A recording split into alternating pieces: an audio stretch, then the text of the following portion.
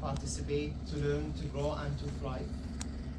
We are here to make mistakes and to learn from them, and that's why we have table topics, and then we have the evaluation session where we have a constructive feedback. That being said, ladies and gentlemen, let's start our meeting with the first session, which is the debate speech, with our first speaker, the one and only Toastmaster Waleed, and his speech title is I have it here. So with our first speaker, Toastmaster Waleed, the reality of being bilingual. The reality of being bilingual, Toastmaster Waleed. The stage is yours. Thank you very much. Assalamu alaikum wa rahmatullahi wa barakatuh. Toastmasters, good afternoon. Buenos tardes. Sham bakhair. Masa al khair. Being a bilingual sometimes is a blessing. The people used to say that being a bilingual is a blessing. I can say yes, it's a blessing, but I believe sometimes it's a confusing blessing. Imagine it's just like you have two SIM cards, okay? And you always half the way forget that which one has the balance. So this is sometimes confusing for you, being a bilingual. For example, I do speak Arabic, English and Urdu.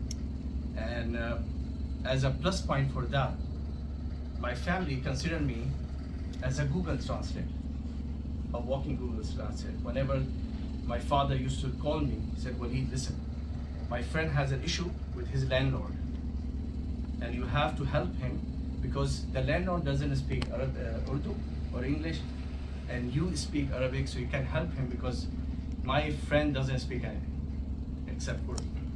So I said, okay, listen, I will help you. And I will call him and do the assistant, and at the end of the day, I'm helping my father. Secondly, people used to see you as a bilingual person, and they say you are smart, you are intelligent. But in any way, from my perspective, I can say that yes, I'm intelligent, but it's just another way that I know 3 ways of saying I'm hungry. मैं भूखा हूँ, मुझे भूख है, और أنا جيعان. So I'm using these languages, but as a perspective of mine, I don't think it's an intelligent thing. It's just the words in my mind, I can process it well.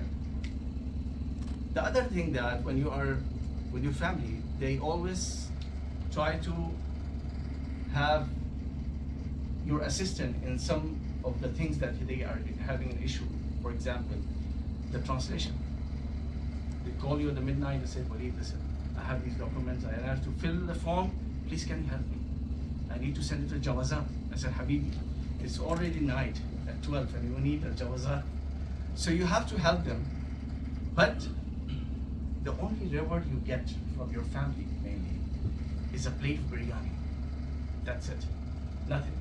And thank you very much. That's the word you get. Coming to another point, that when you travel, you think that you're having the language and you're traveling to some Arab countries, so you'll be like having no issues contacting the immigration, having the logistics issues, and people with you. For example, my wife doesn't speak Arabic, so whenever I told her that reduce the weight of the luggage, she said, "But you can handle that. In Egypt, you can handle that, no worries, because you speak Arabic, so they will understand and they will be happy that a Pakistani is speaking Arabic, so they will be giving you a favor to, okay, go ahead, no problem. We avoid the luggage. This is something that I really like, but sometimes it's kind of a problem because when you say a word like hello, shukriya, thank you, people get impressed, but sometimes they feel confused what this guy is trying to try to give us a message for. These are kind of the plus points for being a bilingual. Let's talk about the negative things. For the negative things, usually we make, as a bilingual person, sometimes I make a salad, not an actual salad, but a language salad, in which I used to put different words together. And for example, I used to talk to my son that day, and I was telling him, Khalid, can you bring me pani? He was like, what? What you said, Baba? What is that? I said, oh, sorry, go and bring me some water. So I mixed the language. And this sometimes make you, your brain doesn't process in a way that it gives you a sentence with all the languages together. And this happens also when you have an argument with someone.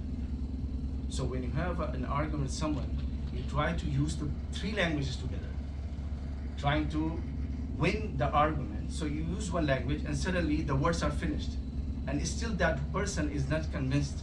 So he tries to say, okay, then what you want to say, Waleed? Then I turn back to another language. And I used another language for that. And suddenly, at the end of the day, I used three languages, even though I didn't win the argument, and I failed. So usually, people used to say that, okay, this is the thing that you can be positive with it, but sometimes things become negative when you are talking and arguing with someone. The other aspect is that when you're in a company and they know that you speak Arabic and Urdu, so they use you in the way that you are a walking dictionary, that you help them to translate some papers and documents. At the end of the day, there's no promotion, except that they say, thank you very much, Waleed.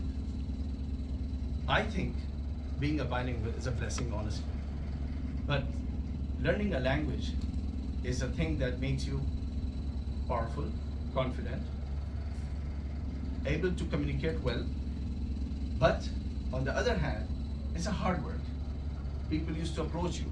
Being in social media, I have every day around 60 to 65 messages asking me to help us in labor law, qiwa, and something like that. So it's a blessing, but it's a hard work, it's attention. But you can take a prayer of people and help them to use your bilingual thing. And honestly, being a patient for that, I believe being a bilingual is a helper for me as well to communicate with everyone. Thank you very much for this. Thank you so much.